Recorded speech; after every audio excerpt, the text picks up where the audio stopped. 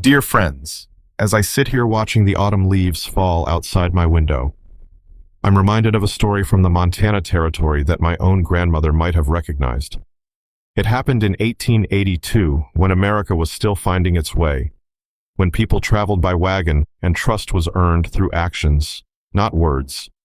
This tale speaks to something we older folks understand, that real worth isn't measured in dollars, and sometimes the greatest gifts come disguised as hardship. It's about Helena, a young woman who'd been bought and sold so many times she'd forgotten she was human. And Thomas, a man who knew that loneliness can be worse than poverty. Perhaps their story will remind you, as it reminds me, why we still believe in grace.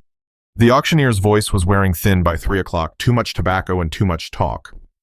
Helena stood on the courthouse platform, counting the Methodist church bells as they rang the hour. 3 chimes. Same church, different day, different sale. Mr. Garrett, the auctioneer, mopped his neck with a yellowed handkerchief that had seen better days. October in Copper Creek brought that peculiar chill that cut through a body's clothes but left you sweating from nerves just the same. The smell of horse sweat and leather mixed with something else, coffee from the hotel across the street. Bacon grease from the morning's breakfast still hanging in the air. Gentlemen, what we have here is a healthy female, 20 years of age, Garrett announced to the cluster of men below. About 30 souls, Helena reckoned, though she kept her eyes on the Absaroka Range cutting its jagged promise against the gray sky. Can read some cipher well enough for keeping accounts. Good with a needle. Strong constitution, never sick a day, according to her papers. Helena had learned not to look at their faces. Faces told stories you didn't want to read. Intention, appetite, the kind of loneliness that turned mean. Better to count things. The wagon wheels passing. 17, 18, the wooden sidewalk planks. 42 from the platform to the general store. Numbers didn't lie or pretend kindness. Starting bid at $50, gentlemen. A crow landed on the courthouse roof, cawing harsh. Helena's grandmother would have called that an omen. Lord sends his messengers in all forms, she used to say, back when Helena still had a grandmother, still had a home, still had choices. 40 then, Garrett tried again, his confident patter faltering. Come now, winter's coming. A man needs help with the household. The crowd shifted like restless cattle before thunder. Someone spat tobacco juice, a wet, brown sound that landed near the platform's edge. Someone else laughed, ugly and short. $30, gentlemen, surely.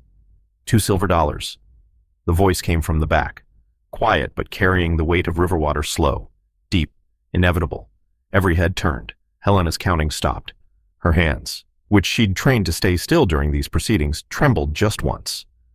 The crowd parted like the Red Sea in the Bible stories her mother used to tell. Through that gap walked a man Helena had noticed earlier, standing separate from the others, his brown hat pulled low. He moved with the careful economy of someone who'd learned not to waste energy on show. I beg your pardon, sir. Garrett's professional smile cracked at the edges. The minimum bid is $2 silver and traveling fare. The man, Thomas Brennan, she heard someone whisper, reached the platform. He pulled out a worn leather purse, the kind Helena remembered her grandmother carrying to Sunday market, soft from years of handling. That's my offer. Helena found herself studying his hands as he counted the coins. Working hands, brown from sun, scarred across the knuckles from honest labor, but gentle with the money, like each coin had been earned hard and saved harder. A thin white scar ran from his thumb to his wrist, old, healed clean. The kind of scar that came from work, not violence. Mr. Brennan, Garrett's voice pitched high as a squeaky wheel. This is an auction for a bride, not a... I know what it is. Thomas looked up at the platform then, and Helena saw his eyes clear for the first time, gray as winter morning, with lines around them that spoke of squinting into distance, searching for something that stayed just out of reach. That's my bid, you taking it or not? The crowd erupted like a disturbed henhouse. Tom Brennan's lost his mind. $2, my milk cow's worth more. Might as well buy chickens, least they lay eggs. But Helena watched Thomas's face during the mockery. Nothing moved except a small muscle in his jaw, tightening once like he was biting down on words that wanted out. He kept those gray eyes on Garrett, patient as Job. Judge Morrison, who had been overseeing from his chair beside the platform half asleep from his liquid lunch, everyone knew, stood up creaky as old hinges. Mr. Brennan, the purpose of these arrangements is to ensure proper compensation for McBride's matrimonial agency out of Chicago. Thomas's voice stayed level as a carpenter's plane. They want their fee for bringing her out here. $20 for transport and arrangement. He set a small leather pouch on the platform's edge. There's 25, extra 5 for Mr. Garrett's trouble. Then Thomas did something that stopped Helena's breath. He turned those steady gray eyes up to her first time in 5 sales anyone had looked at her direct while bidding, like she was a person instead of livestock. The $2 in traveling fare, that's for the lady, if she'll have me. The platform boards creaked under Helena's shift of weight. If she'll have me. The words sat strange in her ears, like hearing a hymn in a language you didn't know but understood anyway. This is highly irregular, Judge Morrison muttered, already reaching for his pen, the promise of $25 doing its work. Miss Sawyer, do you have any objection to this arrangement? Helena looked at Thomas Brennan again. His coat was patched at both elbows with leather that didn't quite match. His boots were good quality Goodyear construction, she could tell, but old, resoled more than once. Everything about him spoke of a man making do, holding on to respectability by his fingernails. Except his eyes. His eyes waited for her answer like it mattered. Like she mattered. In her pocket. The small wooden cross her mother had given her pressed against her hip. The Lord provides, her mother used to say, sometimes in ways we don't expect. No objection, she heard herself say. The judge shook his head, pen scratching. Then by the authority vested in me by the territory of Montana, I pronounce this marriage contract binding. May the Lord have mercy on you both. The crowd dispersed in disgusted clusters, their entertainment spoiled like milk in summer. Helena climbed down from the platform. Thomas didn't offer his hand to help, just stepped back to give her room and dignity. When her feet touched ground, he held out the $2 silver. These are yours, he said quietly. Pin money or passage away, whatever you decide. Helena stared at the coins in his extended palm.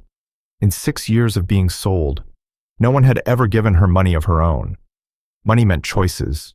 Choices meant freedom. I don't understand. Nothing to understand yet.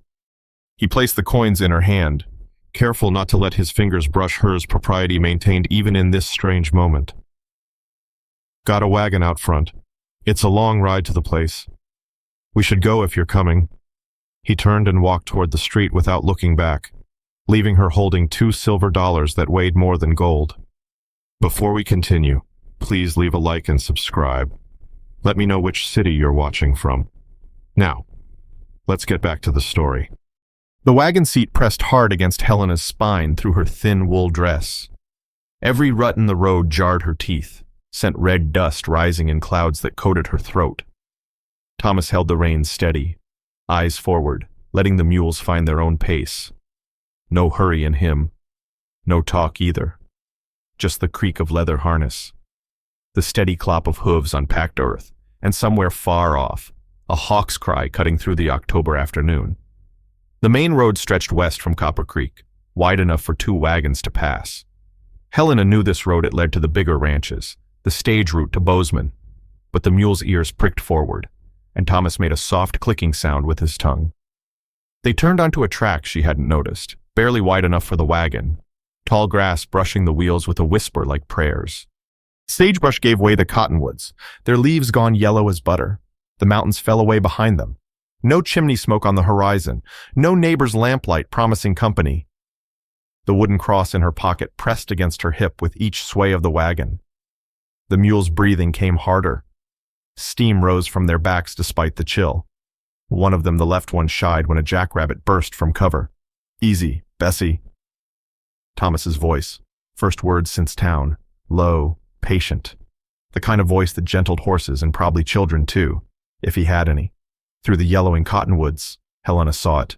One room, maybe 16 feet square if she was generous. Walls built from mixed lumber, some boards weathered gray as old bones, others still showing fresh pine beneath. A stovepipe poking through a tin roof that would drum in rain, sing and hail. The kind of roof that told you everything about the weather whether you wanted to know or not. Thomas stopped the mules beside a well pump, the handle worn smooth from use. He climbed down, walked around to her side. From somewhere, he produced a small wooden step stool, set it careful beside the wagon.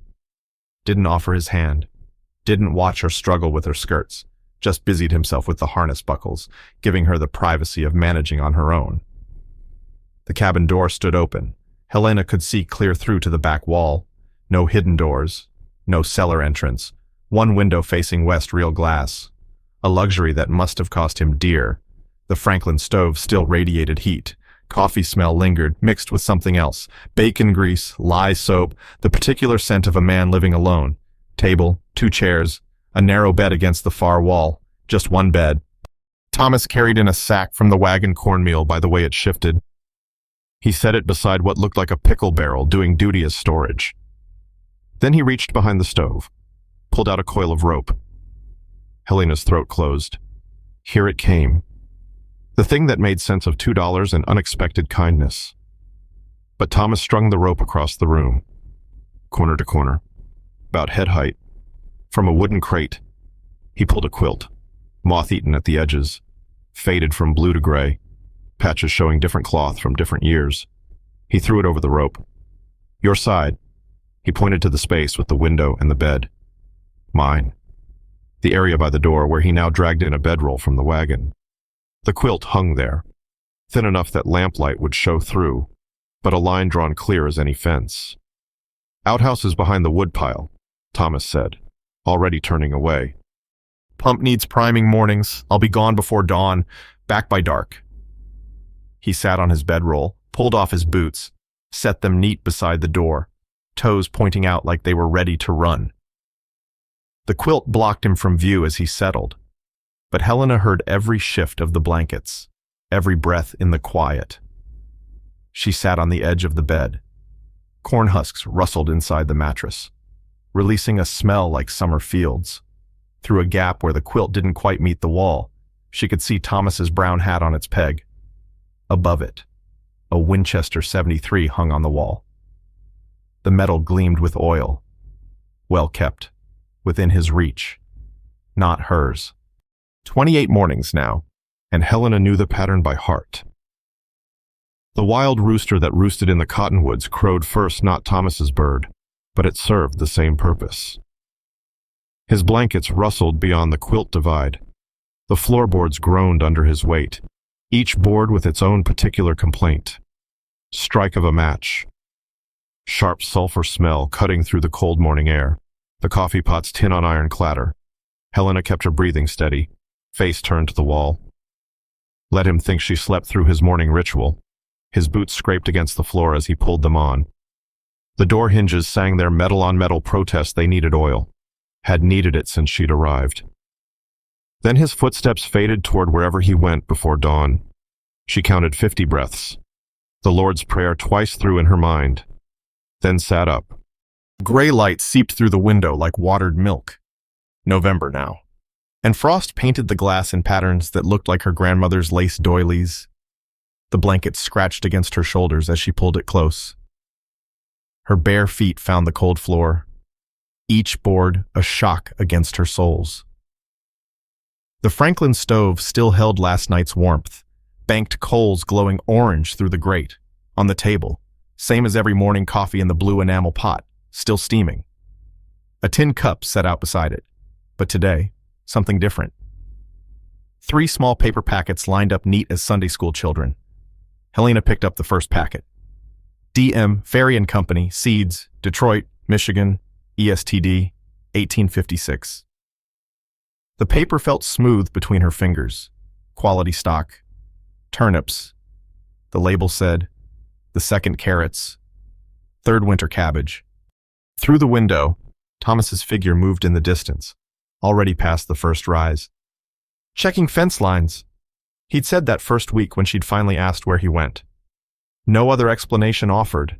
No fences she could see in any direction. Just sagebrush and sky. The coffee burned bitter good down her throat, warming her from the inside.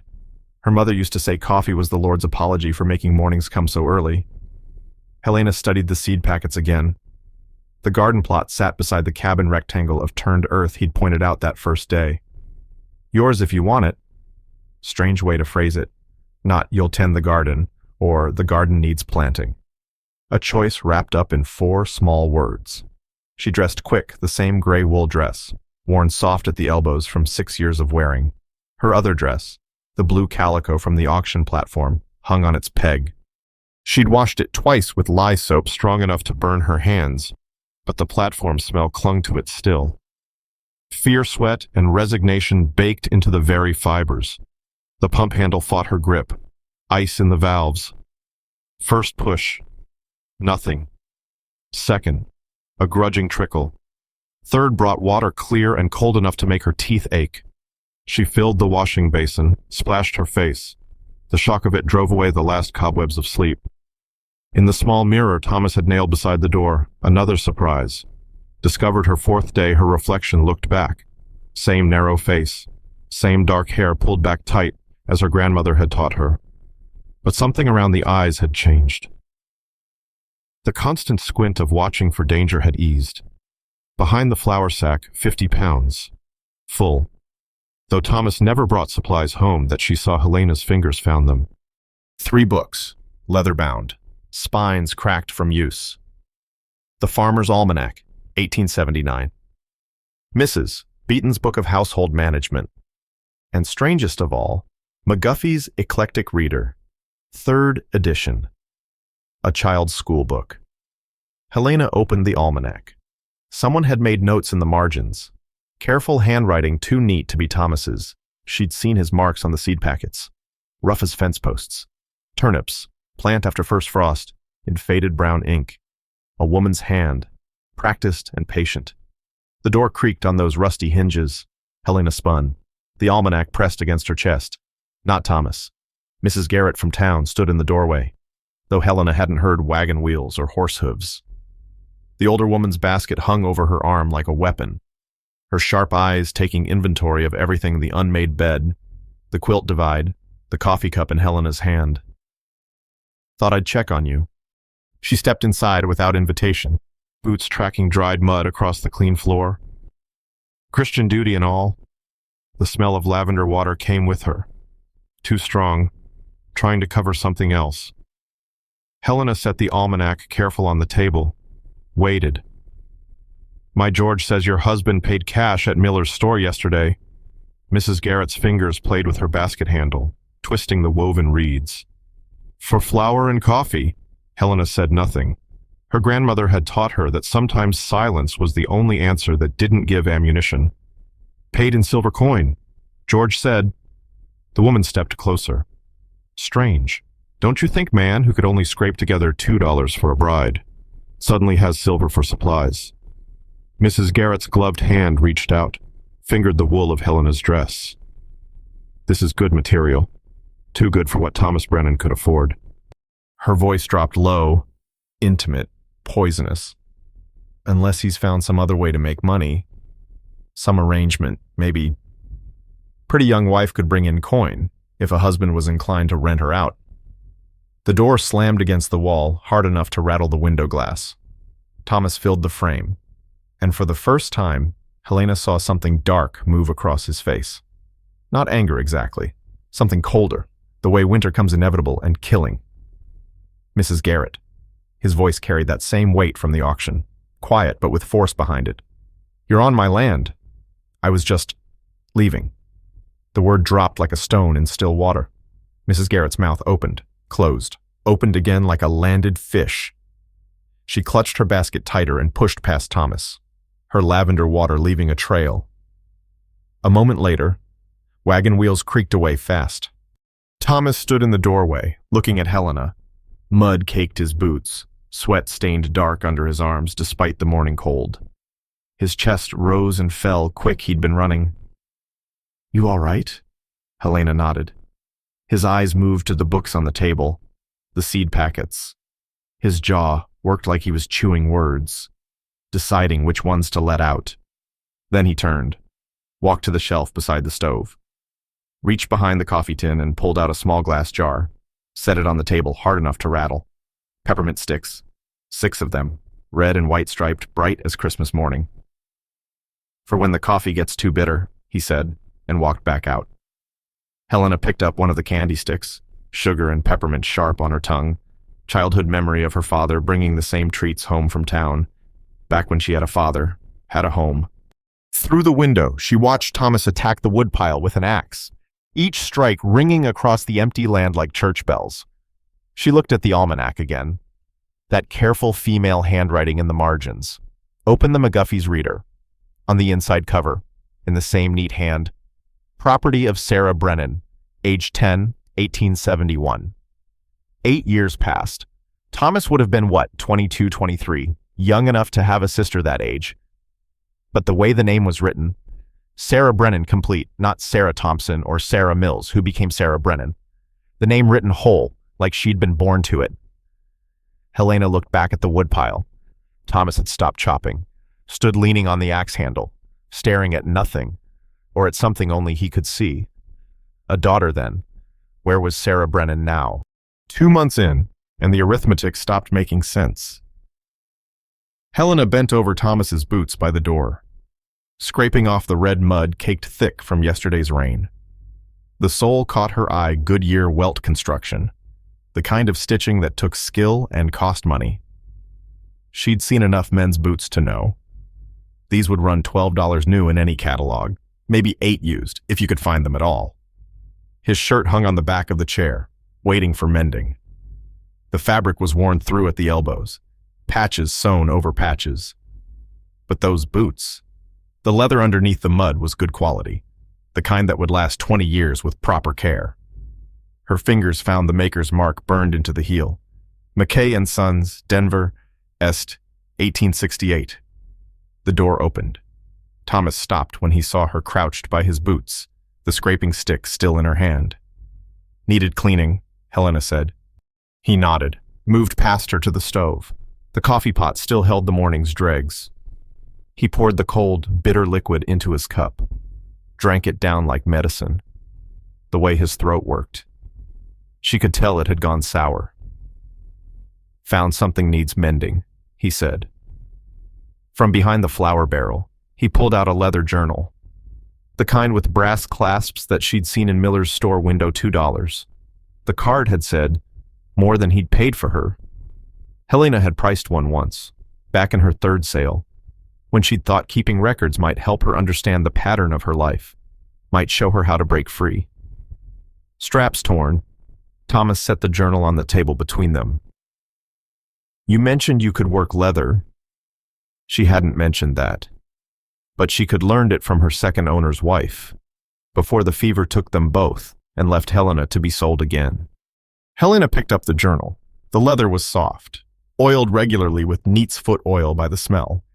Inside, pages and pages covered with writing, but Thomas's hand closed the journal quick when she started to open it. "Just the strap," he said.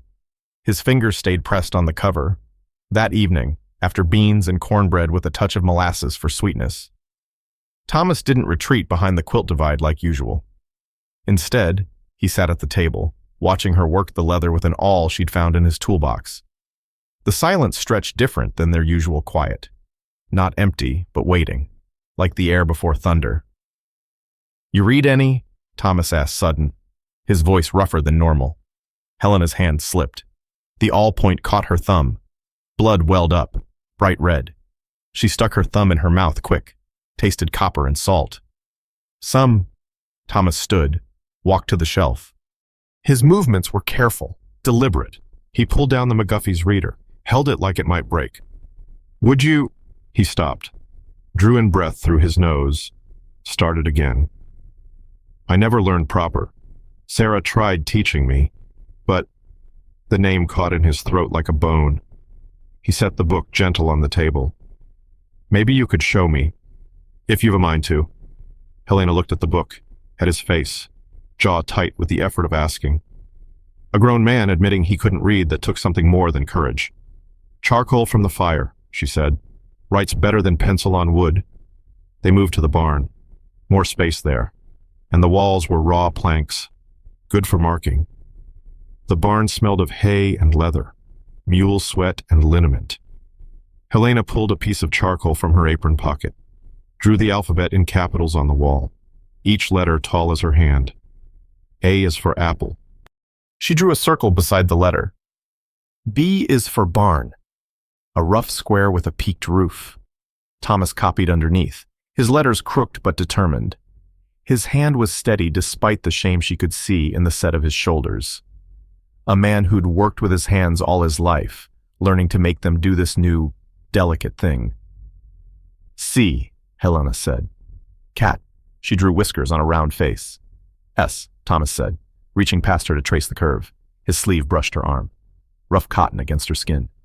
She smelled the day's work on him, sweat and earth and something like pine sap. S4. His hand stayed pressed against the wall, fingers spread wide. Helena could see the tendons tight under his weathered skin, the white scar across his knuckles standing out sharp. Sarah, Helena said quietly. Thomas's hand dropped. He stepped back, rolled his shoulder like something hurt deep in the joint. Getting late, we should... She was your daughter? Not a question. Thomas went still as a stopped clock. How did you... The book, her name inside. Helena kept her voice gentle as she'd learned to gentle spooked horses. 10 years old in 1871. Thomas picked up a piece of straw from the floor, twisted it between his fingers. She was... Yes. The lantern light threw shadows that made his face look older, carved deeper. Outside, an owl called. Lonely sound in the darkness. Will you tell me? Thomas broke the straw. Let the pieces fall. Tomorrow. We'll do more letters tomorrow. But the next evening, he was waiting at the table with the charcoal ready. And the next? A week of letters became 2 weeks of simple words. Cat, dog, land, home. Thomas learned fast once he stopped being ashamed of not knowing. His big hands grew sure with the charcoal, some nights. Helena caught him practicing in his journal, copying the words they'd learned, tongue between his teeth like a schoolboy. The third week, October wind rattling the windows, they sat on the porch steps. Thomas had his rifle across his knees, cleaning it with an oiled rag. The motions were automatic, practiced. Helena noticed his hands how gentle they were with the mechanism, same way they were gentle with everything except himself. Why $2? The question came out before Helena could stop it. Thomas's hands stopped moving on the rifle. The owl was calling again, closer tonight. That was all I had in my pocket. But the 25 for the agency, that was different money. He went back to cleaning, the rag moving in careful circles, set aside for purpose. What purpose? The rifle barrel gleamed in the lamplight. Thomas set it aside, careful, reached for a tin beside the door. Prince Albert tobacco.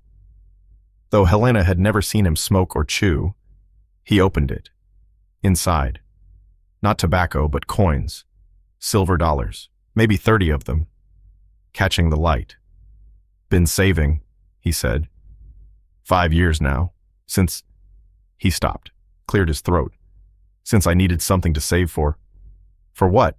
Thomas closed the tin. His fingers drummed against the lid once, twice, 3 times. For someone who'd see the money wasn't the point. Helena watched a moth spiral toward the lamp flame, its wings dusty white in the darkness. The auctioneer said I was experienced in household management. Garrett said that. How did he know? Thomas's fingers went still on the tin. A muscle jumped in his jaw. Agency papers. They write down your history. Where you been, what you done. Heat climbed Helena's neck. You read my papers. Had to know you weren't running from law trouble. The moth found the flame. Wings catching fire in one bright moment before falling away in sparks. What else did they say? Said you were 14 when you were first sold. To a farmer named Henderson outside Cheyenne. The porch board creaked under Helena's weight as she stood. Her legs felt unsteady. I need to check the stove. Helena? She stopped at the door, hand on the latch. They hurt you. The question hung in the darkness. Not, did Henderson hurt you, or were you hurt? They, all of them, every transaction, every sale, every man who'd thought he owned her. I learned to make soap, Helena said to the doorframe. Henderson's wife taught me, lye and fat and ash. You heat it slow or it burns. She was particular about the temperature. Said good soap was like good character, it had to be built careful, with patience. Behind her, Thomas's breath pulled in sharp. 14, he said, and the word came out cracked down the middle like dried wood. Helena went inside. At the wash basin, she splashed cold water on her face, let it run down her neck, through the window. Thomas still sat on the porch, but now he was bent forward, head in his hands. The tobacco tin lay on its side. Silver dollars spilled across the boards like fallen stars. He wasn't moving to pick them up. Later, after he'd come in and gone behind the quilt, after the lamp was blown out and darkness settled complete, Helena heard him moving, not the usual settling for sleep, restless turns, blankets rustling. Something soft hit the floor, his pillow maybe. The door opened quiet, closed quieter. Through the window. She watched Thomas walk to the woodpile in his union suit and bare feet. He stood there in the cold, looking at nothing, or at everything, or at something only he could see. His shoulders shook once from cold. Maybe. Then he picked up the axe. The sound of splitting wood cracked across the night. Steady, rhythmic. Wood broke under his swings like it was something else he was trying to break memory. Maybe. Or the awful knowledge of what the world did to 14-year-old girls with no one to protect them. Helena lay back on the corn husk mattress. Something caught in her hair as her head touched the pillow. She reached up, fingers finding what hadn't been there before. A comb, tortoiseshell, beautiful despite 2 missing teeth. The kind sold at Miller's store for 6 bits. The same kind her mother had owned, back when Helena had a mother, had someone to comb her hair gentle before bed. She held it up to the window's faint light, through the amber. She could see Thomas still at the woodpile, still swinging, still breaking things that weren't what needed breaking. The comb was warm, body warm. From being carried in someone's pocket, how long waiting for what moment? In the morning, she'd find sawdust in his hair, wood chips ground into the creases of his palms. But now, in the dark, Helena pressed the comb against her chest and wondered why a man would carry 6 bits worth of hope in his pocket but claim $2 was all he had, unless the $2 meant something different than money. Unless they meant he'd been waiting for someone worth more than coins. The axe stopped mid-swing. Thomas stood frozen at the woodpile, looking back at the cabin. At her window, like he could feel her watching, could feel her holding the gift he'd left secret on her pillow. Helena dropped flat, heart hammering against her ribs, counted 10 breaths, 20. The Lord's Prayer, then looked again. He was walking back to the cabin, slow, deliberate, coming back inside, and she was holding his gift, the comb he'd hidden for her like a secret promise. The door opened soft as a whisper. Thomas's bare feet made no sound on the floorboards. Helena kept her breathing steady, the tortoiseshell comb hidden beneath her pillow. She heard him pick something up from the floor, the blanket he'd dropped. Maybe. Then nothing. Just his breathing. Rougher than normal, like he'd been running instead of chopping wood. Morning came gray and bitter cold. Helena woke to find Thomas already gone. Coffee on the stove as always. But beside her cup sat something new, a small brown bottle, the glass catching the weak light. Laudanum, the label read in careful script. For pain, 2 drops in water. She hadn't said anything about pain, but her monthly time was coming, she knew it. And somehow he'd counted the days without her telling, known without being told. The knowing of it, the thoughtfulness, made her throat tight. Helena worked the garden hard that day, though November wasn't the time for it. She turned the soil for spring, pulled the last withered vines, saved what seeds she could. Her back started aching before noon, spreading up her spine like fire climbing a wall. By afternoon, Her hands shook as she worked the pump handle. Just tired. She'd been working since dawn with nothing but coffee and a heel of yesterday's bread. The bucket at her feet seemed to slide sideways. She blinked hard. The pump handle felt wrong in her grip, like it was made of India rubber instead of iron. The ground tilted up to meet her. Her cheek hit cold dirt, grit between her teeth. The sky above turned the wrong shade of purple, pressing down like a wool blanket. Boots. Running hard. The sound came from far away, then close, too close. Her body lifted but wrong. She was flying sideways, folded over something hard, a shoulder digging into her stomach. The cabin door banged. She dropped onto something soft. The bed, her bed. "Helena!" Thomas's voice, sharp with something she'd never heard before. Real fear. "Helena, open your eyes." She tried. They felt weighted with stones. His hand on her forehead, calloused palm gentle but cold. Or was she hot, burning up? He wasn't talking to her, talking to himself, working through something. Fever. Lord help us. Fever. Blankets piled on. Heavy. Too hot. She tried to push them off, but her arms moved like they were underwater. Something bitter forced between her lips. "Swallow." His voice close to her ear, his arm under her shoulders, lifting. "Come on, Helena. Swallow for me." She did. Willow bark tea. She recognized the taste. Her grandmother's remedy for fever. The room tilted and spun. Thomas's face swam in and out of focus above her gray eyes wide. That muscle in his jaw jumping like something alive under the skin. Time went strange after that. Dark, then light, then dark again. Sometimes Thomas was there, sometimes not. Water at her lips.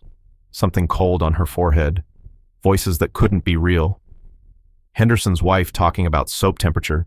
The auctioneer calling bids. Her mother, 10 years dead, singing Rock of Ages in her thin, sweet voice. Not for sale. Helena heard herself say it, tried to say it. The words came out thick, wrong. Not anymore. Never again. Never again. Thomas's voice, close, something breaking in it. Not selling. Not ever. A hand held hers, careful, like holding a bird that might startle. She tried to squeeze back, couldn't tell if her fingers moved at all. More darkness, dreams full of platforms and counting. 23 wagon wheels, 23, always 23. But then something cool on her neck. A wet cloth moving slow. Patient. The same cloth on her wrists. Inside of her elbows where the pulse beat. Drawing the heat out bit by bit. Sarah got sick like this, Thomas talking. Maybe to her, maybe to God, maybe to the darkness. Scarlet fever, winter of 73. I was in Denver, working the stockyards for winter money. Time I got word, time I made it home. His voice caught like cloth on a nail. She was already in the ground, 10 years old. The cloth moved to her forehead again. Blessed cool. My daughter, my girl. Wife died birthing her, so it was just us two. I'd leave her with the Milligan women when I went for work. Good Christian women, they said. But that winter, the cloth stopped moving. That winter I stayed gone too long, chasing money we didn't even need. Helena's eyes wouldn't open, but she could feel him there. Weight of him in the chair pulled close to the bed, the warmth of his body near but not touching. Should have been there. Should have seen the fever coming. Mrs. Milligan said Sarah went fast. No suffering. But how would she know? She had 6 of her own to tend. My Sarah died alone, calling for me, and I was shoveling manure in Denver for wages. The fever broke deep in the 3rd night. Helena woke to her nightdress soaked through with sweat, hair plastered to her neck. But her head was clear. The room stayed still when she opened her eyes. Thomas sat in the straight-back chair pulled next to the bed, asleep sitting up, chin dropped to his chest, one arm stretched out, his hand flat on the mattress near her hip. Not touching, just near, like he'd reached for her then stopped himself at the last inch. His other hand held a cup of water, tilted dangerous, about to spill. Helena studied his face in the lamplight. 3 days of stubble dark on his jaw. Purple shadows under his eyes deep as bruises. His shirt was the same one from how long days bleeding together in fever time. She could smell him sour sweat and worry. Coffee and the particular scent that was just Thomas. She tried to sit up. The movement, small as it was, made Thomas jerk awake. Water splashed across his lap. "You're awake." He set the cup aside, started to reach for her forehead, pulled back. "Fever's broke. Thank the Lord." "How long?" 3 days. He stood, stepped back from the bed, put distance between them like he'd been too close for too long. "You hungry?" Helena tested her stomach. Empty, but settled. No rolling. "Maybe broth." Thomas moved to the stove. She could smell it now, chicken. Rich and good. Where had he gotten chicken? They kept no chickens. "Mrs. Milligan brought it," he said, like he'd heard her thinking. "Said you'd need it when the fever broke. Christian charity. She called it." He ladled broth into a bowl, careful not to spill. Brought it to her with a spoon, started to hand it over. Then saw how her hands shook weak as a newborn calf's legs. "I can manage," Helena said. "I know you can." But he pulled the chair close again, held the bowl steady while she tried. The first spoonful made it to her mouth. The second splashed on the quilt, leaving a dark stain. Thomas took the spoon gentle from her hand. No fuss about it. Just for now. He fed her careful, patient, waiting between each spoonful to see if she wanted more. No impatience in him. When the bowl was half empty, her stomach turned. Enough. Thomas set the bowl aside, reached into his shirt pocket, pulled out an envelope, cream-colored, expensive paper, her name written across the front in careful copperplate script. This came yesterday. Inside, an invitation printed on cardstock thick as window glass. Harvest Dance, Milligan's Barn, Saturday, November 15th. Music at 7 o'clock, dancing and refreshments. "That's tomorrow," Helena said. "Day after." Thomas stood, moved to the stove, his back to her, shoulders tight. "If you're well enough, if you want." 2 tickets fell from the envelope onto the quilt. Not 1 ticket for a couple. 2 separate, like she could choose to go alone if she wanted, or not go at all. "Why 2 tickets?" Thomas's shoulders pulled tighter. "So you'd know it was your choice." Helena studied his back, the careful way he held himself. Like a man afraid of wanting something too much, afraid it would be taken if he showed how much it mattered. "I don't have a dress for dancing. Mrs. Milligan said she'd loan you one. Blue calico. Said it would fit close enough." He still wouldn't turn around. It was Sarah's. Her good dress. For church and such. Blue. Not yellow like Henderson's wife always wore. Not red like the saloon girls. Blue like sky before storm. Like Thomas's daughter had worn to church on Sundays. "You want me to go?" Helena asked. Thomas turned then. His face did something she'd never seen opened for just a moment. Dropped its guard. Want so fierce it made her breath catch. Then it was gone. Shuddered behind that careful nothing he wore like armor. "I want you to choose," he said. Helena held up both tickets. Watched his eyes track them, hungry. "Then I choose yes." Something eased in his shoulders. He nodded once, sharp. "I'll tell Mrs. Milligan. She'll bring the dress tomorrow." He started for his side of the quilt divide, then stopped. Without turning. "That time you were fevered, you kept saying something." Helena's fingers found the edge of the quilt, twisted it. "You said you were being sold again. You thought..." His hand gripped the quilt that divided them, white knuckles in the lamplight. "You thought I was getting ready to sell you, like the others did." Not a question. Helena's throat was too tight to answer anyway. "I bought that auction contract for one reason," Thomas said to the quilt. "So nobody else could, ever again." He disappeared behind the divide. Helena heard him settling onto his bedroll, every movement careful, considered. Her fingers found the tortoiseshell comb under her pillow. She counted the teeth. 7 left. 2 missing, 9 total, like the 9 years since Sarah died. She looked at the dance tickets again. At the bottom, in print so small she'd missed it. Sponsored by the Copper Creek Widowers Benevolent Society. Thomas had been going to these dances. For how long? Looking for what? Not just a wife. He could have had that cheaper than $2 silver. looking for something else. Someone else. The lampwick needed trimming, black smoke starting to curl up, staining the glass chimney. Helena reached to fix it, stopped. Through the smoky light, she could see Thomas's shadow thrown against the quilt. He was sitting up, head in his hands, the posture of a man who'd already lost everything that mattered once, who'd just admitted out loud why he'd bought her not to own, but to free. Helena set the tickets on the table where he'd see them in the morning. Both of them, side by side. Together, a choice, he'd said. Everything with Thomas was a choice. But whose choice was it really, and what would choosing cost them both? The blue calico hung loose at Helena's waist but pulled tight across the shoulders. Mrs. Milligan's fingers worked quick with pins, her mouth full of them, making small clicking sounds as she talked around the metal. Hold still now. Click of pins against teeth. Sarah was taller than you, but narrow in the shoulders. Always was a wisp of a thing.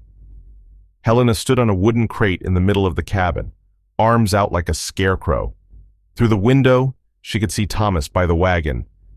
He'd been pacing the yard for 20 minutes, boot prints wearing a path in the dirt. Clean shirt with no patches showing must have been saved for occasions. His hair slicked down with water, already springing back up in cowlicks. A spot of blood on his jaw where the razor had nicked. There! Mrs. Milligan stood back, hands on her hips. You'll do just fine. The dress fabric whispered when Helena moved, different from her everyday wool lighter, like wearing morning mist. She'd forgotten the feeling of fabric that moved with you instead of fighting you. The blue was faded some, but even like sky reflected in still water. Sarah wore this to her first dance, Mrs. Milligan said, gathering her pins. Thomas brought her. She was 9, danced on his boots while he walked her around the floor. The older woman's face softened. Lord rest her soul. Outside. Thomas stopped pacing when the door opened. His eyes went wide, then away quick, then back. That muscle in his jaw jumped like it did when words wanted out but wouldn't come. You look? He stopped. Cleared his throat like something was stuck. Started over. The dress. It suits you. Mrs. Milligan climbed into her own wagon, calling back. Don't keep her out too late. Thomas Brennan. And mind you, dance proper. Thomas helped Helena up into the wagon, his hand under her elbow, steadying but not gripping. When she was settled, he walked around to his side. The wagon dipped with his weight. He picked up the reins, set them down, picked them up again. We don't have to go, he said. If you're not feeling strong enough. The fever. I want to go, he nodded, clicked to the mules. They rolled out slow into the evening. The road to town had dried since the last rain, dust rising gold in the setting sun. Helena watched Thomas's hands on the reins. He'd scrubbed them raw. She could see the red places between his knuckles where the lye soap had burned, but dirt still lined the creases. Working man's hands that no amount of scrubbing would make clean. The silence between them was different than their usual quiet, full of things unsaid. Helena could feel the dance tickets in her pocket, both of them, pressing against her hip next to her mother's wooden cross. Milligan's barn sat at the edge of town, doors thrown wide, light spilling out yellow and warm. She could hear the fiddle already, playing Sweet Betsy from Pike, laughter mixing with boot stomps on wood. Wagons and buggies lined the yard, horses tied to every available post, tails swishing at November flies. Thomas pulled up near the door, came around to help her down. This time, when she took his arm, he let her. They walked in together. The barn had been swept clean. Hay bales pushed against the walls for sitting, fresh sawdust on the floor to make it smooth for dancing. Maybe 50 people. Most of the town and surrounding farms. The women clustered near the tables, pies and cakes, pickled eggs in big jars, apple cider in barrels. The men grouped by the door, passing something in a brown bottle that wasn't cider. Conversation stopped when they entered. Eyes tracked them across the floor. Then, Mrs. Milligan's voice rang out sharp and clear.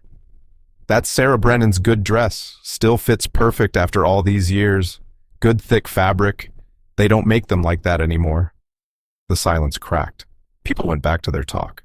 But Helena felt the looks continue, quick glances when they thought she wasn't watching. The fiddle player, old Mr. Garrett, the auctioneer's father, started up a reel. Couples moved onto the floor, forming lines. Thomas stood beside Helena, not asking, not moving, just waiting like he always did. "I don't know the steps," Helena said. "Neither do I." But when the next song started slower, a waltz, he held out his hand, palm up, asking, not taking. Helena took it. His other hand settled at her waist, light as a moth landing. They moved careful at first. His boots caught her hem once. Her foot found his toe. He winced, but didn't say anything. Then something shifted. They found that place between the beats where movement lived, where two people stopped being separate and became something else. "You lied," Helena said. "You know the steps. Sarah taught me." His voice quiet near her ear. She could smell his shaving soap, bay rum, and something sharp. "Made me practice in the barn. Said a father should know how to dance at his daughter's wedding." The hand at Helena's waist trembled just slightly. She looked up at his face. That careful nothing had slipped. Underneath was raw grief, worn smooth by years, but still present, still hurting. "She would have been 19 now," he said. "Same age as Helena." The mathematics of it settled cold in her stomach. If Sarah had lived, she'd be the one in this dress, dancing with some young man while Thomas watched from the wall, proud and protective. The song ended. Thomas stepped back. Proper distance restored. "I'll get us some cider." He disappeared into the crowd. Helena moved to the wall, needing something solid at her back. The barn felt too warm, too close, laughter too loud. Her monthly pain was starting up despite the laudanum she'd taken, a low ache that would get worse before it got better. "Dancing with Tom Brennan?" A woman's voice, behind her. Helena turned. Mrs. Garrett stood there with another woman in silk, too fine for a barn dance, the banker Morrison's wife. Helena realized, didn't think he'd remember how after all these years. "Poor man," Mrs. Morrison said, adjusting her gloves. "All that work for nothing." "Well, not nothing. He'll make something back when he sells." Helena's spine went rigid. She kept her face turned away, pretending to watch the dancers. "Though why he waited this long," Mrs. Garrett continued. "Could have sold that ridge property years ago. The Cattlemen's Association would have paid good money." "Pride." Mrs. Morrison touched her hair, checking the pins. "Men and their pride. My husband says Thomas spent 5 years building up there, thinking he'd make some grand life. Now look, married to auction trash and still living in that shack." "Not for long." Mrs. Garrett leaned in close to her friend. Helena could smell her lavender water. "Mr. Garrett heard from the banker, your husband. Dear, Thomas was in asking about transfer papers. Legal documents for property exchange. Getting rid of her already. Or the land. Either way, something's being sold." They moved off toward the refreshment table. Helena stayed pressed against the wall. Transfer papers. Property exchange. The words circled her head like vultures over something dying. Of course, the pattern never changed. Only the faces. Thomas had been kind because kind worked better than cruel. Fed her, sheltered her, never touched her building trust the way you gentled a horse. Slow, patient. Also, she wouldn't run when the real buyer came. The ridge property, built for 5 years, he'd said in his fever talk. But not for her. For someone. Someone worth more than $2 silver. "Helena." Thomas appeared with 2 cups of cider. "You all right?" She took the cup. Her hand stayed steady. 5 sales had taught her that much. Never show them you know. Never give them reason to move faster. Just warm. He studied her face. Those gray eyes reading something. His jaw tightened. "We can go." "No." Too quick. She softened it with effort. "The dancing's nice." But she didn't dance again. Stood against the wall, watching. Thomas beside her. Quiet. Once he started to speak. Stopped. Started again. Stopped again. Finally, Helena. Tom Brennan. A man's voice. Too hearty. Morrison. The banker. Soft hands. Soft belly. Clothes that fit right. Need a word about those documents. Thomas's whole body changed. Shoulders pulling back. Hands clenching. Not now, Morrison. Won't take but a minute. About the Ridge property transfer. I said not now. Morrison's face flushed red as raw meat. Well, tomorrow then. Can't put it off much longer. You know, buyers don't wait forever. He huffed away toward the refreshment table. Thomas turned to Helena. That's not. It's late. Helena set down her untouched cider on a hay bale. Mrs. Milligan will be looking for her dress. The ride home was silent. The Milligans had stayed for more dancing. Just them on the dark road, moon behind clouds. The mules knew the way, needed no guidance. Helena counted the miles, memorized the turns. 3 hours to town if she walked fast, longer in the dark, but possible. She had the $2 silver still. There was a morning stage to Bozeman, from there, anywhere, at the cabin. Thomas helped her down. His hands lingered at her waist, just a heartbeat. Almost spoke. Didn't. Went to tend the mules. Helena changed quick out of Sarah's dress, hung it careful on the peg, packed what little was hers into her old carpet bag, the gray wool dress, the blue calico from the auction, her mother's wooden cross, the tortoiseshell comb she left on the table that was his, had always been his, like she would be someone else's soon. Through the window, Thomas stood by the barn, just standing, looking at the house, at her window, like he was trying to memorize it, or saying goodbye to it. The carpet bag went back under the bed. Helena sat at the table, hands flat on the worn wood, waiting for dawn. Her mother's wooden cross pressed against her hip through the pocket of her nightdress.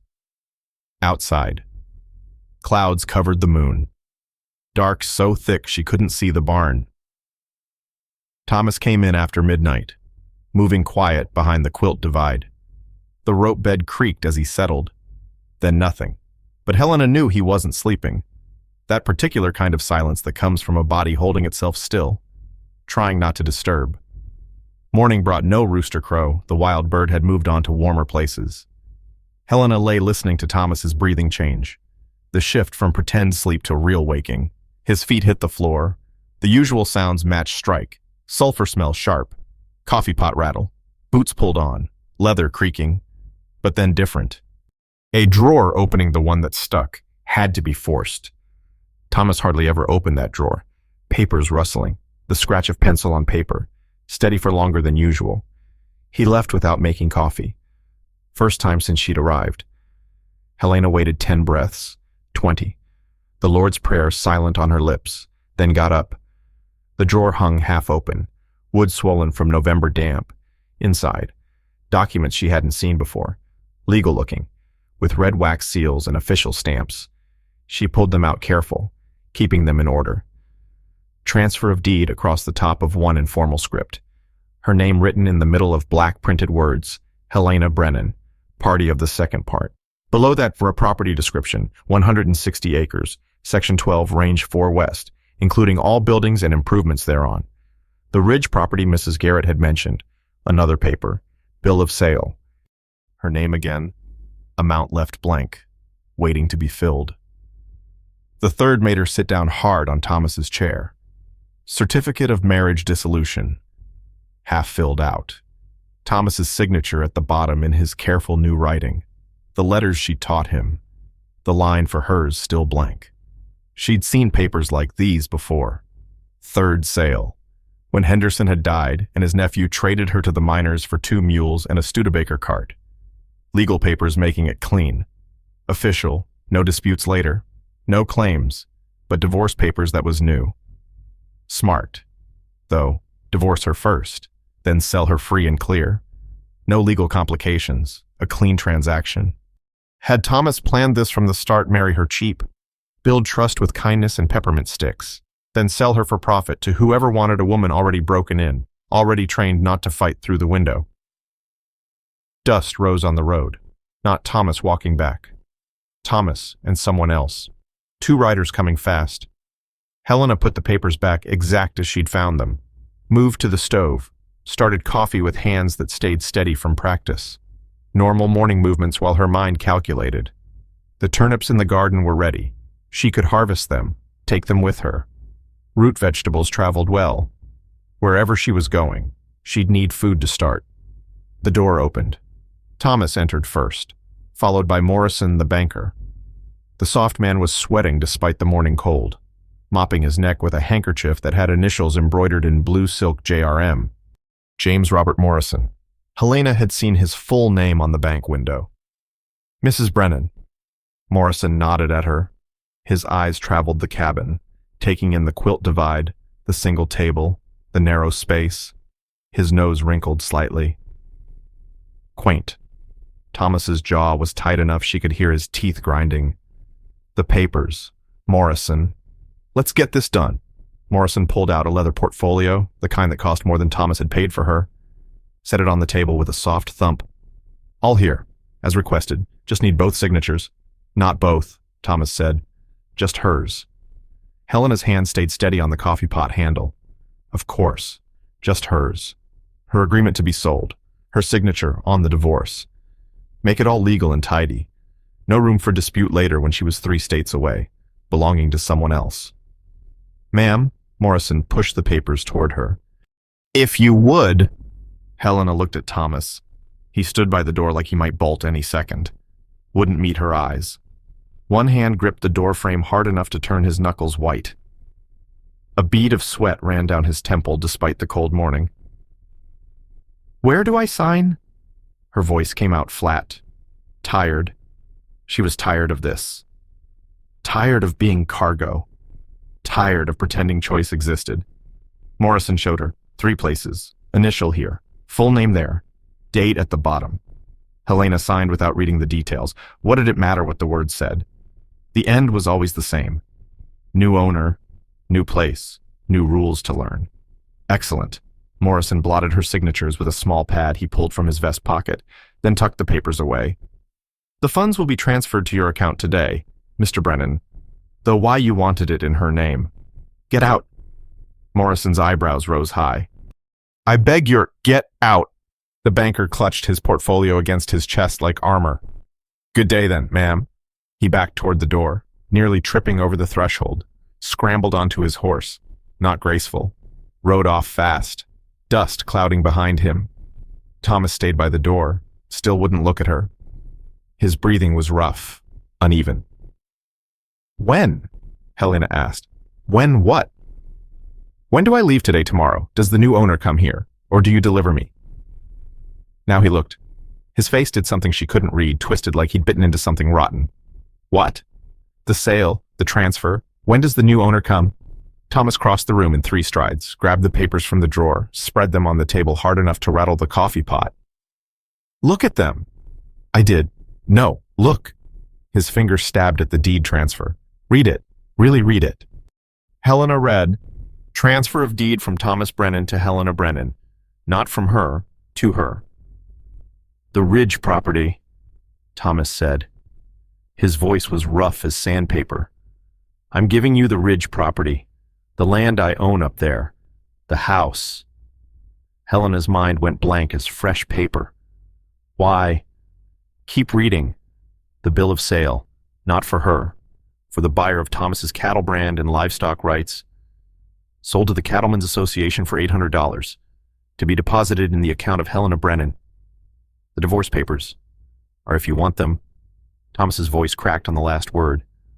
After you see the Ridge property. If you decide you don't want, if you'd rather. He stopped, drew in a breath that shook, started again. The land's yours either way. The money too. You can leave, set up somewhere, or stay, and I'll go. Your choice. Helena stared at the papers, the official seals. Her name on property deeds. I don't understand. Thomas walked to the window, stood with his back to her, shoulders tight as fence wire. I started building up there after Sarah died. Needed something to do with my hands, something to build instead of just... His shoulders rose, fell. Every winter when the ranch work slowed, I'd go up there, work until I couldn't feel my fingers. Had this idea that someday, he turned. The morning light caught his face, showed every line, every weathered crease. Then you showed up on that platform. counting wagon wheels. And I knew. Knew what? That I'd been building it for you. Not you specific, but someone like you. Someone who'd understand what it meant to have something that couldn't be taken away. Helena's throat closed tight. The $800, that's everything you have. The land's worth more, but yeah. Cattle, horses, the brand I built up, everything liquid, all of it. Why? Thomas moved back to the table, pulled out the chair across from her, sat heavy like his bones hurt. Because you think you're getting sold again. I can see it. Since the dance, you've been pulling back, going quiet. Same way you were that first day on the platform. Helena couldn't deny it. Her packed bag was right under the bed. I won't be another man who sells you. Helena won't be another one who trades you for comfort or profit. The land's yours. The money's yours. The choice is yours. And you. I've got my hands. Can hire on at any ranch. Start over. Done it before. That's not what I meant. Thomas went still as stone. Then what? Helena stood, walked to the stove, poured coffee with hands that shook now. No reason to hide it. You're giving me everything, then leaving. If that's what you want. You keep saying that. What I want. She set the cup down too hard. Coffee sloshed, made a dark stain on the table. What do you want? Silence stretched between them like a rope pulled tight. Thomas's chair creaked as he shifted. Doesn't matter what I want. It does to me. More silence. Then, so quiet she almost missed it. I want you to stay. Helena turned. Thomas sat hunched forward, elbows on knees, studying the floor like it held answers. But not because you have nowhere else to go, he continued. Not because I'm your only choice. That's just another kind of sale. So you're buying my freedom? No. He looked up then. Those gray eyes fierce as winter storm. I'm giving it back. Should never have been taken in the first place. Outside. Wind picked up. The loose barn door started its banging. She'd gotten used to that sound. Would miss it. Thomas stood. I'll fix that. Wait. He stopped. This morning, Helena said, you were writing something. Thomas's hand went to his shirt pocket, pulled out a folded paper, set it gentle on the table. For you, in case you decide to go. He left. The barn door stopped its banging. Helena picked up the paper, unfolded it. Thomas's new writing, the letters she'd taught him forming words. Helena, thank you for teaching me to read, for the garden, for making coffee that don't taste like dirt, for showing me I could still feel things I thought were dead. The Ridge house is finished. Has been for 2 years. Just needed the right person to see it. At the bottom, drawn careful in pencil, a map. The route to the Ridge property marked clear. X for the house. A note beside it. Good water. Southern exposure. Room for chickens. Helena folded the paper, put it in her pocket next to her mother's cross. Walked to the window. Thomas had the barn door down. Was fixing the hinges. Working steady. Methodical. Like this was any other day. Like he hadn't just given away everything he owned. She looked at the legal papers on the table. Her name on land deeds. Her name on a bank account. For the first time in 6 years. Her name on something that wasn't a bill of sale. Then she noticed the date on the deed transfer. Not today's date. 3 days ago, before the dance. Before she'd pulled away. Before Morrison's talk of sales. He decided to give her everything before he knew she was planning to run. The door opened. Thomas stood there, hammer in his hand, sawdust in his hair. Helena, we need to go. Go where? The Ridge. He set down the hammer with a soft thunk. You need to see it before you decide anything. Can't choose proper if you don't know what you're choosing. He was already moving to the wagon, checking the harness, not waiting for her answer. Helena grabbed her shawl, the folded paper in her pocket pressed against her hip. Thomas. He looked up from the buckles. What if I choose to stay? His hands went still on the leather. A muscle jumped in his jaw. Then we figure out what that means. Together. The word hung between them in the cold morning air. Thomas's throat worked like he was swallowing rocks. If that's what you want, he said finally. Helena walked to the wagon. close enough to smell the oil he used on the leather, the sweat from his morning work. Stop asking what I want and tell me what you want. Thomas turned to face her full on. The morning light was harsh, showed every line on his face, every scar on his hands. I want to wake up and make coffee for 2. Want to watch you work the garden. Want to teach you to shoot that Winchester so you can protect what's yours. I want... He stopped, drew in a breath that hurt to watch. I want to stop sleeping on the floor. The last words came out rushed, like they'd escaped against his will. Helena stepped closer. The bed's narrow. I know. Your feet would hang off the end. I know. You snore. I know. He stopped, blinked. How do you know that? The quilt's thin. They stood there, a foot apart, the mules stamped, impatient. Wind caught Helena's hair, pulled strands loose from their pins. Thomas reached up, stopped just short of tucking them back. The Ridge House, he said, has 2 bedrooms. Why 2? His hand dropped. That grief-smooth look crossed his face again. Built the second one hoping for what? But she knew, saw it in the way he looked at her. Built hoping for children, for family, for all the things that died with Sarah. Let's go see it, Helena said. Then we'll decide. Thomas helped her into the wagon. His hands at her waist lingered one extra heartbeat. As he walked around to his side, Helena saw something she'd missed before. On the wagon bed, covered with canvas, the shape of trunks, multiple trunks, her carpet bag sitting on top. Thomas, why is all our... He climbed up beside her, took the reins. Like I said, we need to go. Now this morning, he clicked to the mules. They rolled forward, eager. Right now. Helena twisted to look back at the cabin. The door stood open. Through it, she could see the table, the chairs, the Winchester still on its pegs. Thomas, you forgot the rifle. No, his voice tight as new wire. I didn't. The cabin fell behind them, disappearing behind the cottonwoods. Helena faced forward. We're not coming back. No. Why?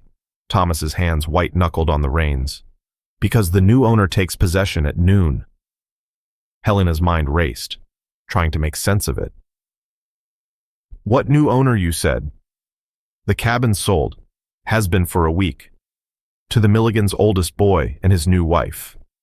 But, Helena grabbed his arm. You sold our home. Sold this place. Thomas kept his eyes on the road ahead. The Ridge House is home, if you'll have it. The wagon climbed through Red Rock Canyon Helena had never seen. Not the road to town, not toward any settlement she knew. The path twisted up through switchbacks that made the wagon groan, wheels finding purchase on loose shale. Thomas's shoulder pressed against hers when they tilted on the grade, solid and warm through his shirt. The mules' breathing came harder with each turn, steam rising from their backs in the cold morning air. 3 hours of climbing, the landscape changing with every mile. Sagebrush gave way to juniper, then pine. The air thinned, sharp in her lungs. A creek ran alongside the track, water so clear she could see trout holding steady against the current. Need to rest them, Thomas said. He pulled off at a flat spot where the creek pooled. Got down, unhitched the animals, led them to water. They drank deep, sides heaving. Helena climbed down, legs unsteady from bracing against the wagon's sway. The ground felt strange after hours of motion. Thomas pulled bread and dried beef from a sack under the wagon seat, handed her a portion without looking at her face. He'd been avoiding her eyes since they'd left the cabin. His movements had that careful quality of a man holding something fragile. How much further? Hour, maybe less. Helena studied the mountain rising above them. No smoke from chimneys, no sign of human habitation, just pine and granite and sky so blue it hurt to look at. Nobody lives up here, she said. No, except, she stopped. Understanding landed heavy. You built where nobody would come. Thomas tore off a piece of bread, chewed slow. Wanted privacy. From what?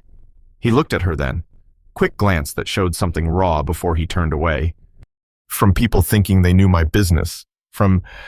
His hands made a vague gesture that encompassed everything and nothing. From judgment. The mules finished drinking. Thomas hitched them back up, movements practiced and smooth, like he'd made this journey many times. Helena noticed things she'd missed before: worn spots on the wagon bed where loads had shifted, scratches on the sideboard from hauling lumber, marks on the canvas from rope tied and retied. This wasn't a new route for him. They climbed higher. The track narrowed to barely wide enough for the wagon. Pine branches scraped the sides, releasing the sharp smell of sap. The mules knew this path, picked their way without much guidance. Then, through a break in the trees, Helena saw them. Gateposts, made from fitted stone. No mortar, but locked together so tight no light showed between. 8 feet tall, solid as the mountain itself. Between them, iron gates worked in simple patterns, not fancy scrollwork meant to impress.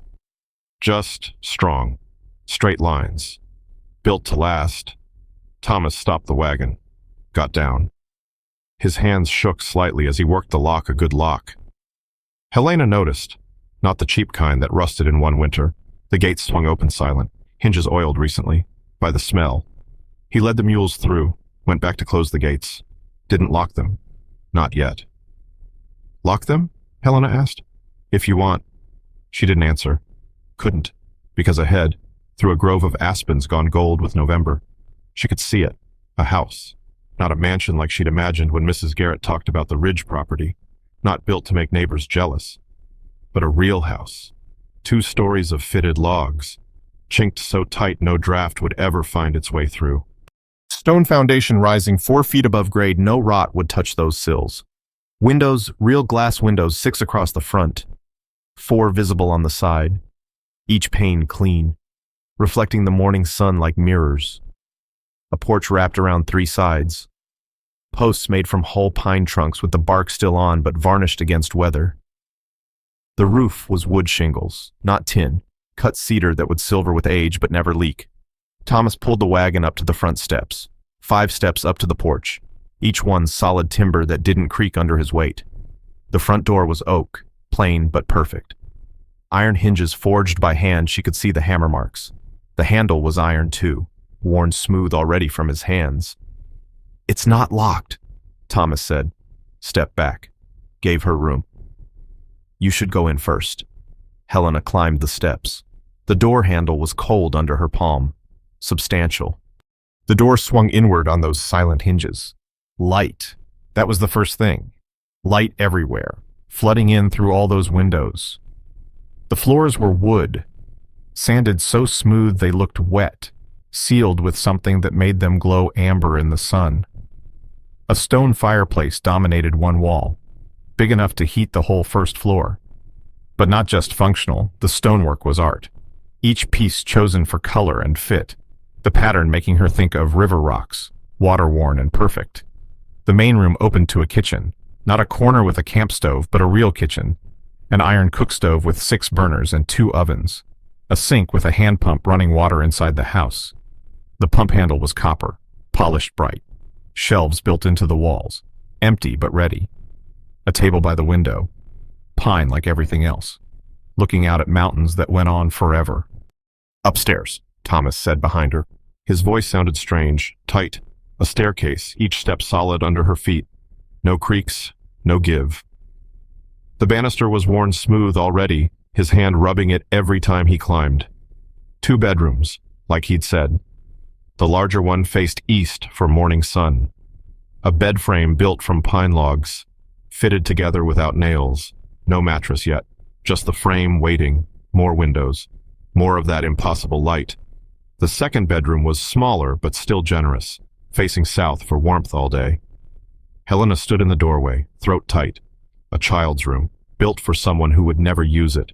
The hope of it, the terrible optimism, made her chest hurt. There's more, Thomas said, back downstairs, out the back door. A root cellar dug into the hillside, walls lined with stone, door fitted so tight no moisture could enter. A well house, the pump mechanism enclosed against freeze, a barn, smaller than the house but built with the same care. Everything showed patience, time. Years of labor with no one watching, no one knowing. When? Helena asked. Started the foundation 9 years ago. After, he swallowed hard, after Sarah, needed something to do with my hands, needed to build something instead of just breaking. You built all this alone. Mostly, hired help for the roof, couldn't manage that myself. The windows came from Denver, had to freight them up special, packed in straw. Not one broke. He stood with his hands in his pockets, looking at the house like he was seeing it new. Every winter when the ranch work slowed, come up here, work until I couldn't feel my fingers, then wait for spring and start again. Helena walked back to the front porch, touched the posts, the railings. Everything smooth, no splinters anywhere. 1,000 hours of sanding in these surfaces. Why hide it? Thomas followed. Stood at the other end of the porch, distance between them like always. Wasn't ready for people to know. Know what? He turned to look at the view. Mountains stretched blue to the horizon. Snow already on the highest peaks. My father struck silver in Nevada right before he died. Left me enough to live comfortable the rest of my life. More than comfortable. Helena's mind reordered everything. The good boots, the leather journal, the way he'd had $25 ready for the agency. The poverty had been a costume. But you lived in that cabin. Needed to know. Know what? Thomas gripped the porch rail. His knuckles went white, then eased. If someone would see me without the money, just me, he stopped, drew in a breath that shook. I watched men in town buy wives, seen how it goes when the woman's there for the comfort, not the man, for the house, not the home. Didn't want that. So you pretended to be poor. Not pretended, lived simple. There's a difference. And if I'd been the type to want luxury, then you'd have shown it. And I'd have taken you to town, given you fare to somewhere else, wished you well. Helena studied his profile, jaw set, eyes fixed on the distant peaks. You were testing me. We were testing each other. Truth in that, Helena had been testing too, for violence, for cruelty, for the trap, neither finding what they'd expected. 8 years building this place, she said. 9? Why so long? Thomas finally looked at her. Wasn't building it for me. Sarah's gone. I know. His voice cracked on the words. But I thought maybe someday. He turned away. Foolish. A man building a house for a ghost of an idea? Helena walked closer. Her footsteps sounded hollow on the porch boards. Not a ghost. A hope. Same thing sometimes. They stood side by side, not touching. The sun was climbing higher, warming the porch boards, releasing the smell of pine sap and varnish. Beautiful. Peaceful. Everything the cabin hadn't been. Everything she'd never thought to want. You brought all our things, Helena said. Your things. The trunks are yours. The 800 in the bank yours. This house, this land, all yours. And you. I told you, I can hire on anywhere. Spring roundup's coming. Always work for a man with good hands. Helena turned to face him. You'd give me all this and walk away. If that's what you choose. Stop saying that. It's true. No. Helena grabbed his arm, felt him flinch, then go still under her touch. You don't give someone 9 years of work and walk away. You don't build a child's bedroom for babies that don't exist yet and pretend it doesn't matter. You don't... Her voice caught. You don't look at someone the way you look at me and say it doesn't mean anything. Thomas stared at where her hand gripped his arm. How do I look at you? Like you're drowning and I'm the only solid ground. His breath pulled in sharp. Helena, you sold everything. The cabin, the cattle, your brand, everything you built except this place. For you. So you'd have choices. What if my choice is you? The question hung between them in the thin mountain air. Thomas's arm trembled under her hand. When he spoke, his voice came out raw. Then I'd spend the rest of my life making sure you didn't regret it. How? He turned to face her full, those gray eyes fierce with something she'd only seen glimpses of before. I'd court you proper, like I should have from the start. Take you to dances. Bring you flowers, wildflowers in spring. This whole meadow turns purple with them. Read with you in the evenings by that fireplace. Teach you to shoot so you're never helpless again. Learn to cook something besides beans and biscuit. Build you a chicken coop. Best one in the territory. Plant an orchard, apples do well up here. Pairs, too. Give you babies if you wanted them. Many as you wanted. Grow old watching sunsets from this porch. Die knowing someone chose me. Not my money. Not my land. But me. The words tumbled out like water through a broken dam. Thomas's chest heaved when he finished, color high on his cheeks. That's all? Helena asked. I what? She stepped closer. Close enough to smell the coffee on his breath, the sweat and worry on his skin. Seems like you've thought about this. Every day since I saw you on that platform. Counting wagon wheels. What? I was counting wagon wheels. When you bid, you stopped me at 23. Thomas's hand came up slow, hesitated, then touched her face. Rough fingers gentle against her cheek. You looked like you were trying to disappear. Made me want to. He stopped. What? Find you. Bring you back. Show you what it's like to be seen. Helena turned her face into his palm. You did. They stood that way, suspended in the moment. Then Thomas pulled back. There's one more thing to see. He led her around the side of the house, behind a screen of pines. Helena saw it.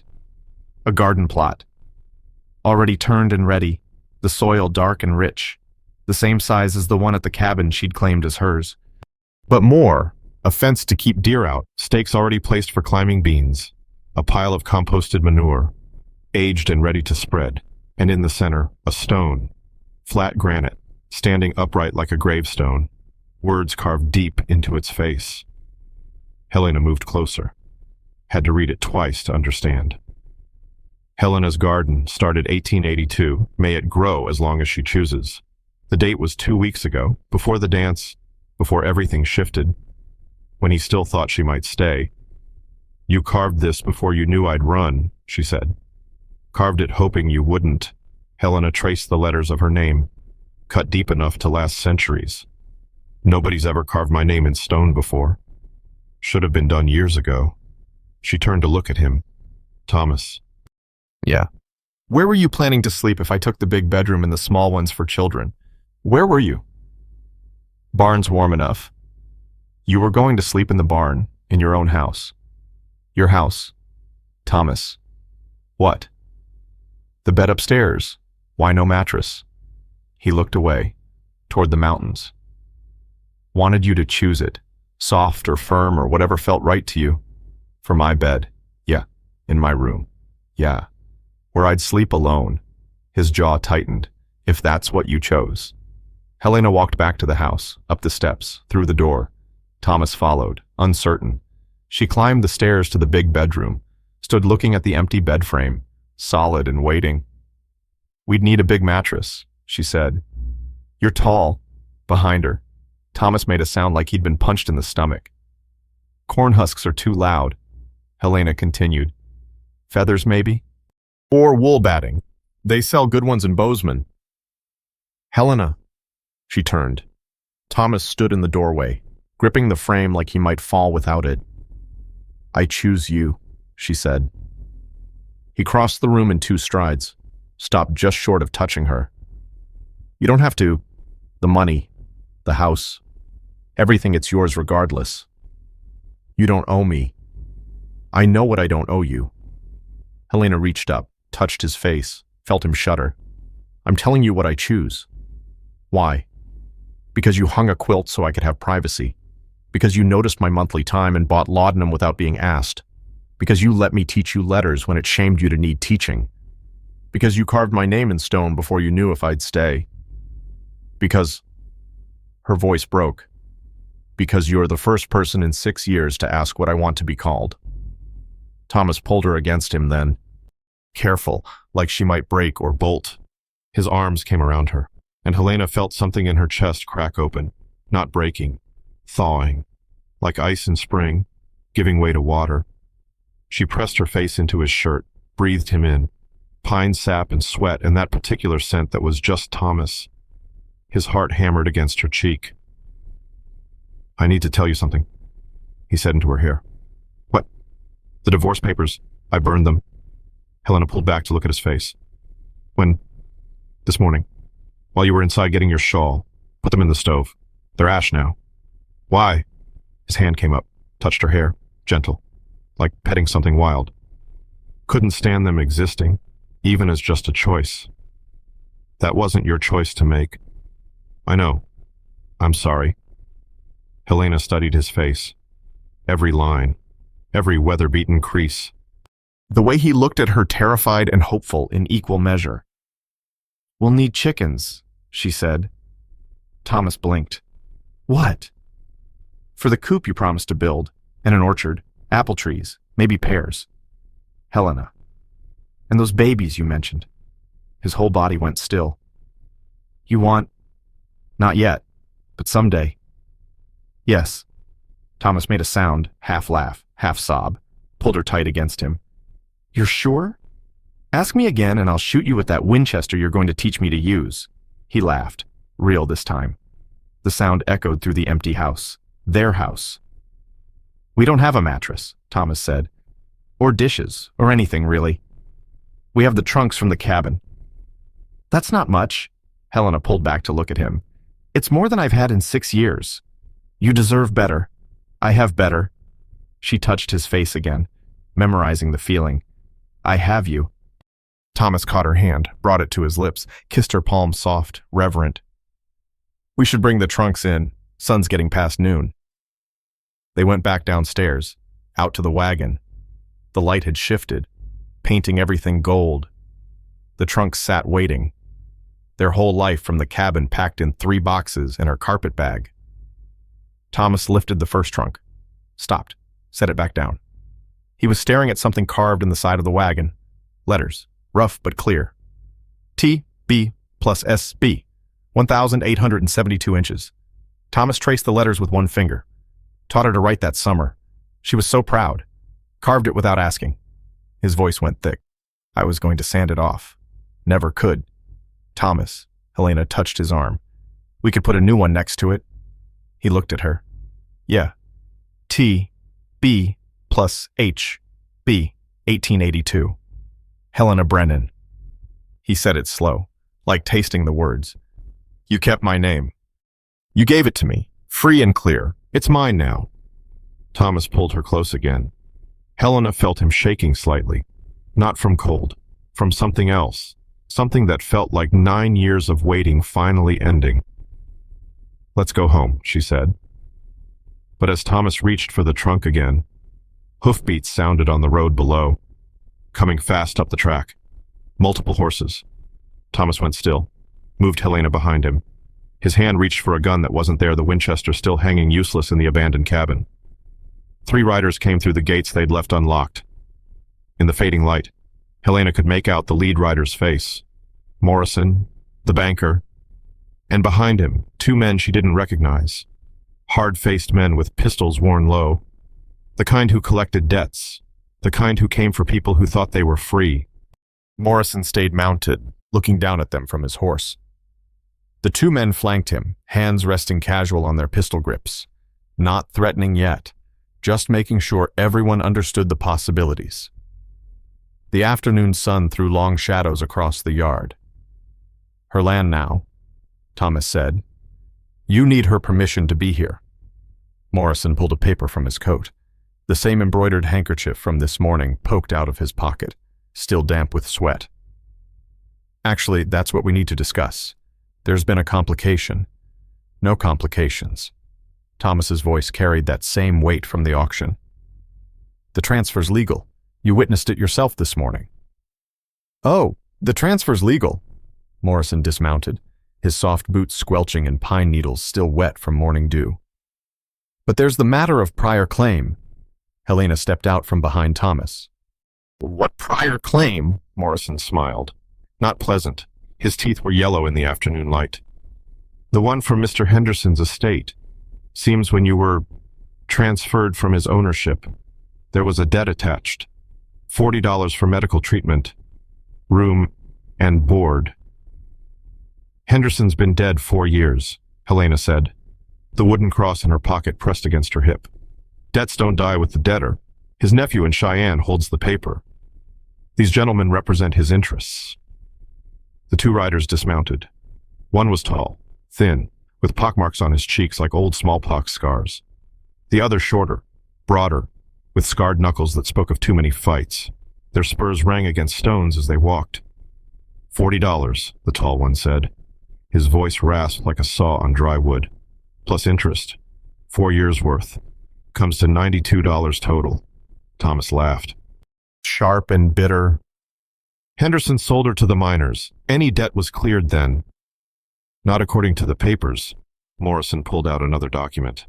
The seal looked official. Red wax and ribbon. See, the sale to the miners was contested. Invalid. Which means the debt remained attached to Miss Sawyer, or Mrs. Brennan now. We weren't married then, Thomas said. The debt can't transfer through marriage. Doesn't matter, the debt follows the person, not the name. Morrison stepped closer. His lavender water didn't quite cover the smell of horse sweat and fear. Now, we could go through the courts. Take months. Meanwhile, a lien gets placed on all assets. This land, the house, the bank account, everything frozen until resolved. Helena's mind raced. She'd seen this before. Third sale, when the miners had tried to trade her on. Legal complications meant whoever held her had to pay or lose everything. Or, Thomas asked. Or Mrs. Brennan here comes with us now. Works off the debt in Cheyenne. The nephew runs a boarding house. Needs someone experienced in household management. No. Thomas moved forward. The short man's hand shifted to his pistol. Easy there. Thomas. Helena touched his arm, felt the muscles coiled tight under his shirt, ready for violence. How long? Morrison pretended to calculate, fingers moving like he was counting. At standard wages, say, $2 a month, 4 years, give or take. That's not standard wages, Thomas said. It is for room and board included. Helena looked at the three men, Morrison sweating despite the mountain cold. The two collectors watching her like she was already merchandise. Cargo to be transported. The pattern of her life trying to repeat itself one more time. Except this time, she owned land, had money in the bank, had choices. I'll pay it, she said. Morrison's eyebrows rose. You'll pay. $92. I have $800 in the bank. Ah, Morrison's smile widened, showing more yellow teeth. But that account was set up this morning. Funds won't be available for 3 days. Bank policy for new accounts. Then Thomas will. Mr. Brennan has no legal standing here. You're not actually married. Remember, the auction contract was a bride agreement, not a marriage certificate. Morrison pulled out yet another paper. I checked the courthouse records. No marriage recorded. Thomas's fists clenched. We had a ceremony. A financial transaction overseen by Judge Morrison. Not a legal marriage. The banker was enjoying himself now. So Mr. Brennan can't access your funds, and you can't access them for 3 days, which means I have cash. Everyone turned to look at Helena. She walked to the wagon, reached into her carpet bag, pulled out the $2 silver Thomas had given her that first day, then reached deeper into the lining where she'd hidden them.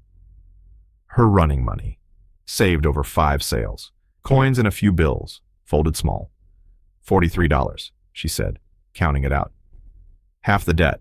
Not enough, the tall collector said. It's a start. Helena looked at Morrison. Take it as partial payment. I'll pay the rest when the bank funds clear.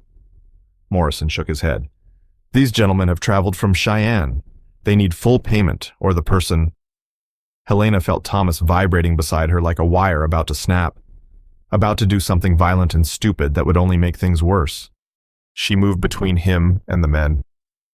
Wait here, she said to Morrison. She walked into the house. Thomas followed. As soon as they were inside, he grabbed her shoulders. You're not going with them. I know. We'll fight them. With what you left the Winchester at the cabin. Thomas's hands tightened on her shoulders. Not painful, but desperate.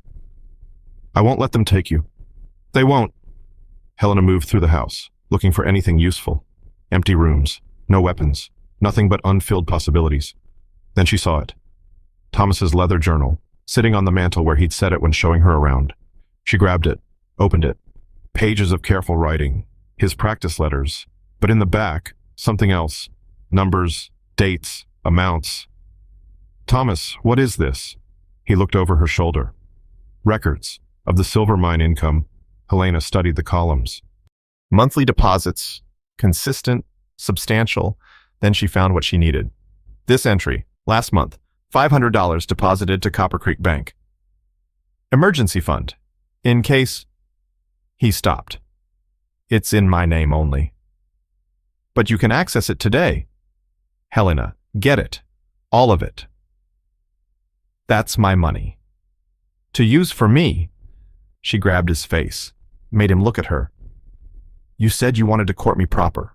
Start now. Pay my debt. That's not courting. It's choosing to protect what's yours. You're not mine. You're nobody's. I know. Helena pressed her forehead against his. But I want to be yours, by choice. So choose me back. Pay the debt so we can be free of it. Thomas pulled her tight against him. She felt his chest rise and fall, fast then slower as he got control of himself. The bank's closed, he said. Morrison's here. He can open it. He won't. Helena pulled back. He will if he wants to get paid. They went back outside. The men had dismounted, were passing a flask between them. The smell of whiskey carried on the wind. Morrison, Helena said, Thomas has $500 in your bank. His account, available now. The banker's face soured like he'd bitten into a rotten apple. The bank's closed. You have the authority to make emergency withdrawals. I don't have the keys with me. The short collector spoke up. We can wait until morning. Where? Thomas asked. Not in my house. We'll camp. The tall one smiled, showing gaps in his teeth. Keep an eye on our investment. Helena felt Thomas about to surge forward. She caught his arm, fingers digging in. Or, she said, calm. Morrison opens the bank tonight, gets paid tonight, and you gentlemen can be on your way to Cheyenne with money instead of trouble. What trouble? The short one asked.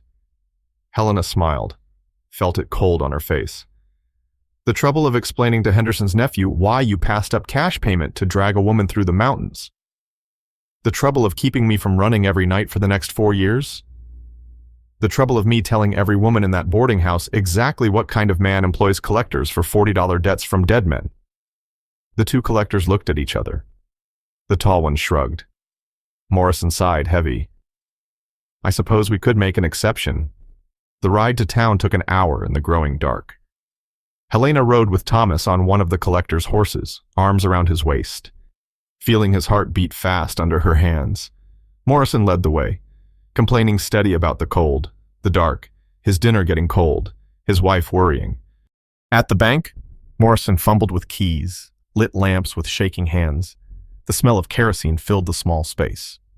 He pulled out ledgers, made a show of checking numbers, running his finger down columns. $512, he said finally. The Brennan account. 92 to these men, Helena said. The rest in cash to Thomas. That's highly irregular.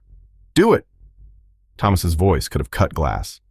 Morrison counted out the money, bills and coins on the dark wood counter. The collectors took their 92, counted it twice, gave Helena a receipt, scrawled and barely legal, but proof the debt was paid. Pleasure doing business, the tall one said, touched his hat brim with 2 fingers, mocking. They left, spurs ringing on the boardwalk. Morrison started locking the bank. I trust this concludes our business. Not quite. Helena held out her hand. The other papers, the ones about invalid sales and contested trades. I don't know what. Thomas stepped close, very close. Morrison fumbled in his coat, pulled out more papers. Helena took them, read them by lamplight, then tore them into pieces, let them scatter on the wind like snow. Now we're done. The ride back was quiet. Helena pressed against Thomas's back, arms tight around him, feeling him breathe. The moon had risen, painting the roads silver. The horse picked its way careful in the dark. That was all my emergency money, Thomas said. I'll pay you back. No, Thomas. No, that money was always for you. Just didn't know it until now. They reached the Ridge House past midnight. Thomas tended the horse while Helena lit lamps inside. The house filled with warm light, pushing shadows into corners. She unpacked what little they had, her 2 dresses on pegs. His spare shirt, the coffee pot and cups, the Bible from behind the flour sack, Sarah's books on the mantel. "Not much," Thomas said from the doorway. "More than I had this morning." They stood in the main room, awkward suddenly, the reality of it settling in. They were alone. No quilt divide, no pretense. "I'll take the barn," Thomas said. "No, Helena. We're married. Maybe not legal by Morrison standards, but by our choice. You deserve proper courting. I deserve honesty." Helena moved closer. "Tell me what you want." Thomas's hands shook as he reached for her. "I want to wake up next to you. Want to fall asleep hearing you breathe. Want..." He stopped, swallowed hard. "Want to not be alone anymore." "Then don't be." She took his hand, led him upstairs to the empty bed frame. They'd have to make do with blankets on the floor tonight. But it was their floor. Their room, their choice. Thomas pulled her against him. Helena felt his heart racing against her palm. "You sure?" he asked. "Ask me that again and I really will shoot you." He laughed, soft and wondering. "We don't have that Winchester." "Then I'll have to find another way to shut you up." She reached up, pulled his head down, kissed him, felt him freeze, then respond. Careful at first, like he was afraid she'd change her mind. Then certain. His arms came around her, and Helena knew she was home. Not the house, though that was part of it, but this being held by someone who saw her whole and wanted her anyway. 1 year later, Helena stood at the window watching Thomas split wood for winter. November again. But this year she watched from inside her warm house instead of a cold cabin. Their house. Built by his hands. Chosen by hers. The parlor had been transformed into a schoolroom. 6 desks Thomas had built during the summer. A chalkboard he'd hauled from Denver. McGuffey's readers stacked neat on shelves. Sarah's books joined by new ones. "Mrs. Brennan." Helena turned. Lucy Milligan, 10 years old, held up her slate. "Is this right?" Helena checked the letters. "All correct. Neat as the girl herself." "Perfect. Try the next word." 7 children came 3 days a week now. Their parents paid in eggs, preserves, sometimes a ham at Christmas. Nobody mentioned anymore that Helena had been an auction bride. She was the teacher now. Thomas Brennan's wife. They'd married proper in September, rode 2 days to Bozeman for a church wedding with strangers as witnesses. The certificate hung framed on the wall. The door opened. Thomas came in with an armload of split wood, boots stomping snow off on the mat. The children barely looked up, used to him now. He stacked the wood by the fireplace, quiet so as not to disturb. "Mr. Brennan." Young Tom Milligan raised his hand. "My PA says you're teaching shooting on Saturdays." "I am. Can I come?" Thomas looked at Helena. She nodded. "If your parents agree," Thomas said, after the children left. Helena cleaned slates while Thomas banked the fire. They moved around each other easy now. No more careful distances. She knew his rhythms. He knew hers. "Mrs. Garrett came by while you were in the barn," Helena said. Thomas grunted. Still hadn't forgiven the woman.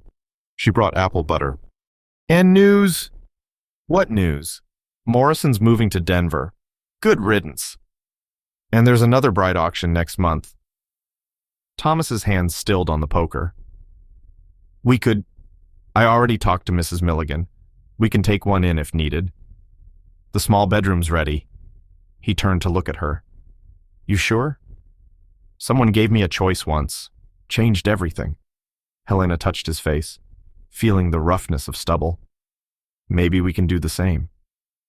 Thomas kissed her palm. "Sarah would have liked you." "I'd have liked her." They stood together watching evening paint the mountains purple. Their land stretched below the garden, fenced and ready for spring. The chicken coop Thomas had built as promised. The first apple trees, small but thriving. "I need to tell you something," Helena said. "What?" "I haven't bled this month." Thomas went absolutely still. "You are you. Too early to be sure, but maybe." His hand moved to her belly, gentle, wondering. A baby. Maybe. In Sarah's room. She heard the break in his voice, turned to hold him. Not Sarah's room anymore. The baby's room. If there is one. There will be. Thomas pressed his face into her hair. Boy or girl. There will be. They held each other as darkness settled. The house around them solid and warm, built with patience and hope over 9 lonely years, filled now with something more than emptiness. Helena, thank you. For what? For choosing to stay. She pulled back to look at him. Those gray eyes still held that wonder, like he couldn't quite believe she was real. Thank you for giving me the choice. Outside, snow started falling, the first real storm of the season. It would be a long winter, but they had wood split and stacked. Food stored in the root cellar, each other. Helena thought about that platform in Copper Creek, the woman she'd been, counting wagon wheels, trying to disappear. That woman couldn't have imagined this. A house. A husband who'd waited 9 years for someone to see him without his money. A child growing inside her. Choices that were truly hers. Come to bed, Thomas said. Not an order, never an order, an invitation. Helena took his hand. Yes. They climbed the stairs together, to their room. Their bed now with a proper feather mattress they'd bought in Bozeman on their wedding trip. The quilts Helena had sewn from fabric the churchwomen donated. Their clothes hanging side by side on pegs Thomas had carved. A life built from choosing each other, day by day, moment by moment. Outside. Snow continued falling, covering the ground in white, making everything new, making everything possible. The woman who'd counted wagon wheels was gone. In her place stood Helena Brennan, who owned land, taught children, and chose her own life every morning when she woke beside a man who'd given her that freedom. Some things were worth more than silver. Some things were worth everything. Connecting hearts. I've shared Helena and Thomas's story not because it's remarkable, but because it's achingly ordinary. Every small town in 1880s America witnessed these quiet redemptions women sold like livestock who somehow kept their humanity intact.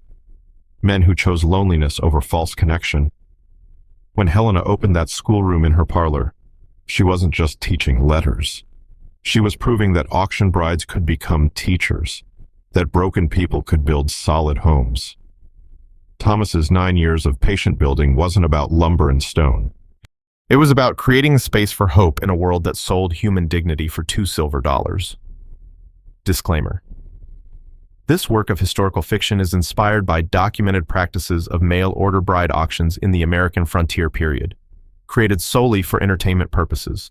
This story does not condone, encourage, or promote any form of human trafficking, forced marriage, or harmful behavior. The auction bride system depicted represents a dark historical reality that should never be repeated. All characters and events are products of the author's imagination. Any resemblance to real persons, living or dead, or actual events, is purely coincidental. This narrative explores themes of redemption, dignity, and the power of choice within a historical context.